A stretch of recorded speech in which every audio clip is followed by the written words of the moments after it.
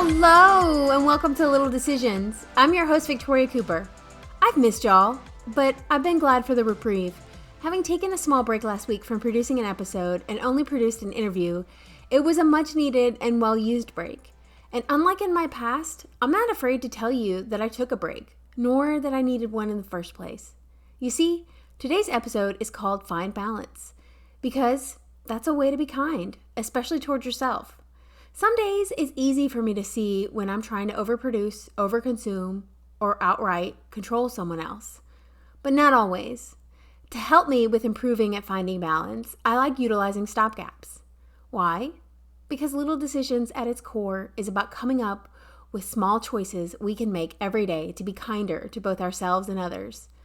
But up first, some light housekeeping. For this week's housekeeping, I would like to talk about one of my favorite parts of the podcast, the interviews.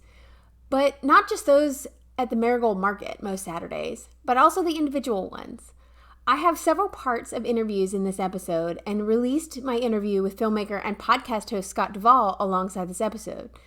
So now feels like a good time to explain to you the purpose and point of all these interviews. They are kindness out in the community, being practiced in the real world.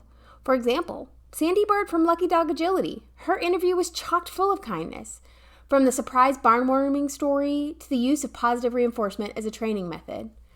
I am also trying to build a sense of community to show you how prevalent kindness is in the Athens and Winterville area. This is why I have interviews coming up with a wide swath of Winterville and Athens folks.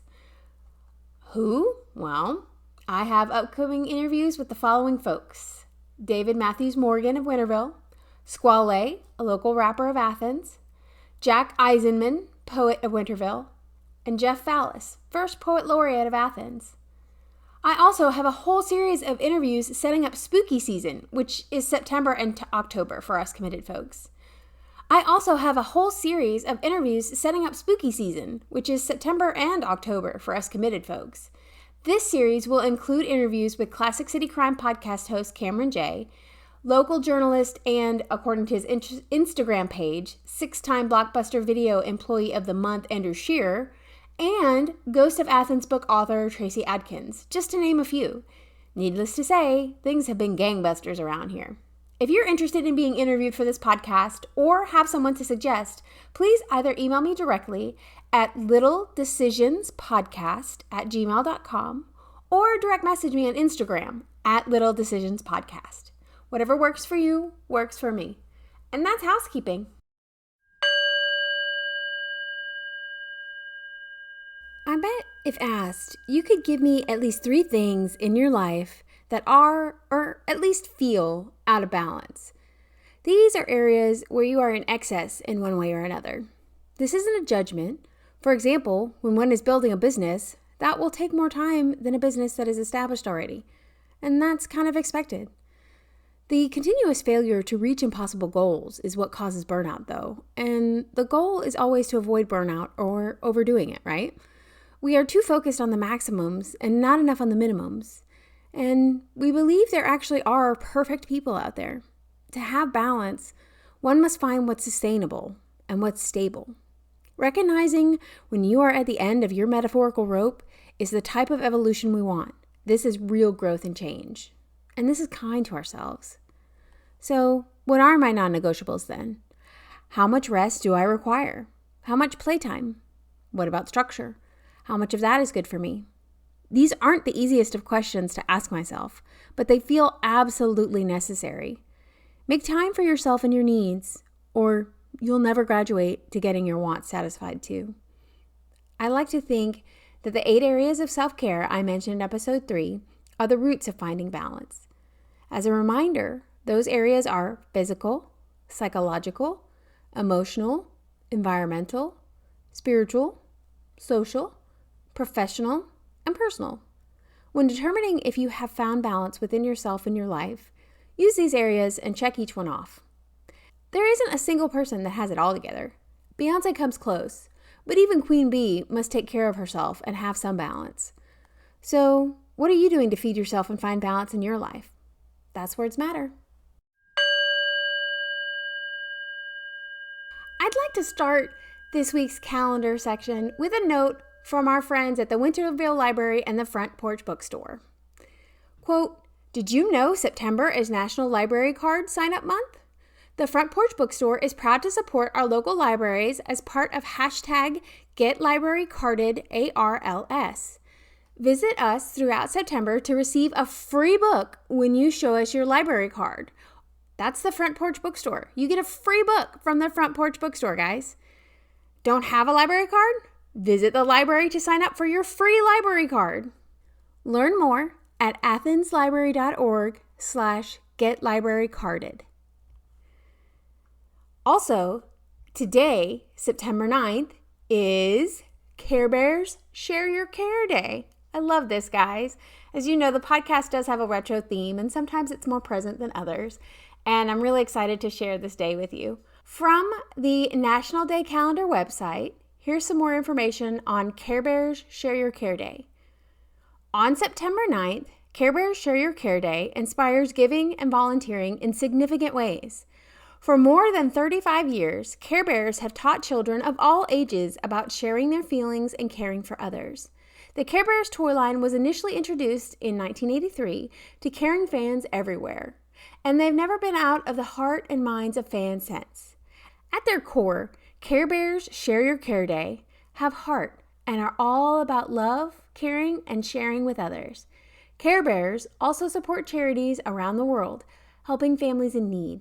Through We Care Bears, Zach Cap Cares, Phantom and Able, United Way, Operation Smile, and many more, they bring hope and caring to others. With help from a team of Care Bear ambassadors, Care Bears hope to generate national support for a movement called hashtag Share Your Care to inspire people toward philanthropic generosity, not just on this day, but every day of the year. So, how do you observe Share Your Care Day? Well, the main focus of Share Your Care Day is to inspire acts of kindness and goodwill across the United States and beyond. And a team of Care Bear ambassadors and Care Bear partners pledge to help make this goal come true. Care Bears have taught fans worldwide the importance of caring for others. Share Your Care Day is the perfect opportunity for everyone to participate in acts of kindness and to remember that goodwill and consideration towards others are essential every day of the year. And that's Share Your Care Day. So you can celebrate today by using the hashtag Share Your Care Day. And that's calendar. For this week's quotes, I wanted to share 5 quotes that have kept me motivated and even inspired. They are from various sources that will be referenced in the show notes. Number 1, be the reason someone believes in the goodness of people. Karen Salawan. Number 2, so many gods, so many creeds, so many paths that wind and wind, while just the art of being kind is all the sad world needs. Ella Wheeler Wilcox. Number 3, we think too much and feel too little. More than machinery, we need humanity. More than cleverness, we need kindness and gentleness. Charlie Chaplin. Number 4, when I was young, I admired clever people. Now I am old. I admire kind people. Abraham Joshua Heschel. And number 5, kindness is just love with its work boots on. Unknown. And that's quotes. For this week's kindness and practice, I had to go all the way to London, England. Well, I decided to because I wanted to show kindness is a worldwide thing. I met Kim through Instagram. And, well, let's hear the interview first. Hi. How are you? Good, how are you? All right, we did it, yes. I haven't gone Zoom for so long because obviously been seeing people instead. So I thought, oh, yeah, get the laptop, do a Zoom call. Thank you so much for doing this. Yes. So you're in the craft room because I do all things craft. So that's where we are. Well, wonderful. Well, we're in my, this is my war room. I call it my war room because as you can see, I do a lot of writing over there. And then I have a typewriter. A real typey. I love it. Yep. So I do a lot of writing on it, just because I have to be really purposeful and slow when I write on it. And I love that. It really makes me slow down. Yes, that's good. Yeah. It's I saw good. I saw a video of you on Facebook the other day. You was at like an outdoor market. Yeah. And so the hair scrunchies I make, I sell at my local country market, which is an indoor place. So I really like seeing that video. It was good. Oh, that's awesome. That's great. Yeah. So I sell some things that are like retro wear and things like that kind of tie into my podcast a little bit, but I do it to get people who are from the town that I'm from, Athens and Winterville. I get it to get them talking, because if people are shopping, they'll talk without really thinking. And I'm recording. I've always got the recorder going. Okay. So, I end up just being able to get really great conversations with them, and I love it. Yeah. It is good to talk. I mean, there's a lady at our country market. She's usually on the vegetables and stuff. And she sees me having a cup of tea with someone and she says, oh, do you know that person? I go, no. She goes, how can you just talk to them? But you do, don't you? But she's all things, other interests. Not chatting to people. Yeah. Well, that's why I loved that we were doing this. I was laughing when I was like, oh, she's in London, when I realized that you were in London. Yeah. But I was like, that's okay. That's great, because kindness is worldwide. So why not? Yeah. It's good, isn't it? Yeah, it is. It is. So tell me, so how do you say, is it called Soccus? Is that what it is? Yes. When I was looking for a name to have on Instagram for like a separate page for the socks, I think I was looking up socks or something like, I don't know. I tend to Google things and it leads to something else. And it's like a Latin shoe that hasn't got ties, a Latin word for shoes. And I thought, because the people that are on the streets, at that time, they haven't got ties. That's why I went for that name. But I've helped in the past. I think one thing leads to another, or I get inspired. About 10 years ago, I was Googling something, and that was an American lady actually, and on her blog she was saying if she was short of food she would go to a food bank. We didn't really have food banks in England at that time, and they've become very big now. So after that I ended up helping at one for about 7 years, and then a few years ago started helping at a men's winter night shelter that they just ran for the winter months here. And then it was my friend at the beginning of the year, they have cold feet and they live in a house. But they were looking for some longer socks to keep their feet warm rather than just ankle, longer ones. So I started Googling to help them out. And then I saw that some companies, sock companies, they donate socks to the homeless. Oh, that's such a good idea. Mm-hmm. So from the hair scrunchies I make, if I sell them on Etsy as the gift sets, just a pound from each set buys a pair of socks for a homeless person. Otherwise I'm too generous. I would just give all my money away as socks and that. So it restricts how many I give out to the homeless. Yeah. So I give them to people in London, Canterbury, which is a big sort of cathedral town in England. We were there at the weekend, gave some out to the homeless there, or our local town where I live. So I don't want to see homeless people, but if I do, it's nice to give them something useful rather than just money that they might use on, I don't know, drink or drugs or something. It's giving them something. And especially in the winter time, when your feet, if they're cold and damp, you can get skin infection, so it's nice to have dry socks to wear. And it's always nice to have a new pair of socks. It is, absolutely. Yeah.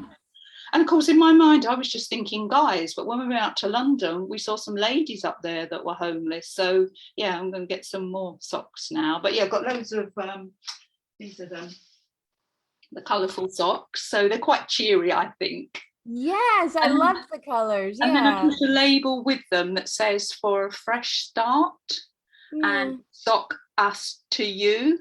So now I saw on some of them they have a little lamb. What does the little lamb symbolize?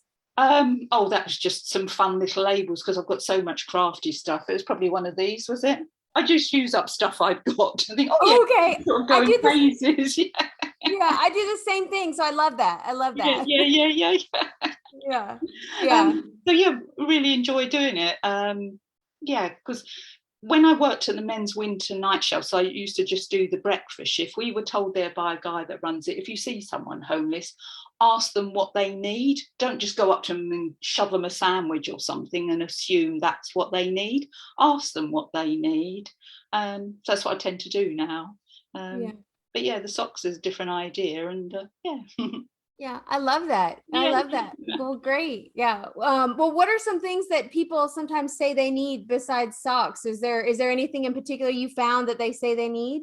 No, we found in Canterbury, when I asked someone, actually they were sitting, I don't know if you have pret-a-manger cafes, and they were quite specific about something that they wanted to eat and drink. But obviously if you're on the streets, you've got to just carry your stuff with you. So in our local town, I didn't see them this morning I was there, but there's a couple of guys that are up there, and they're usually really grateful and give them some. Yeah, so it's since February that we've been giving out the socks. Oh, great. So we've probably given out, I don't know, about 30 pairs so far, and That's great. so they were thicker at the beginning of the year because it was winter time here in February. They were like a thick woolen sock, but obviously those ones are lighter weight because it's not as cold at the moment, although it's getting more autumnal here. So I'll try and adjust what we give out to, what the weather is.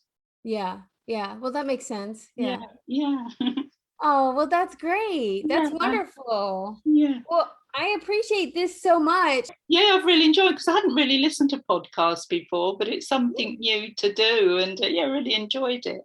Yeah, podcasts are really fun. There's some on everything. Whatever your interest is. But your article about the pears, so they're the sweet dispenser. I think I was cooking some tea or making banana loaf or something and put it on in the kitchen. I kept turning the mixer down just so that I could hear what you were saying. But I found it really interesting. Oh, great. Oh, wonderful. I'm so glad. You can find Kim on Instagram at SOCCUS_TO_YOU. Before I leave you today, I want to thank Kim and so many others for their feedback about the show. Shout out to @Crystal_kindadraws for her review on Apple Podcasts. Girl, your kind words were inspiring. I hope everyone has a kind day. And as always, pineapple with care.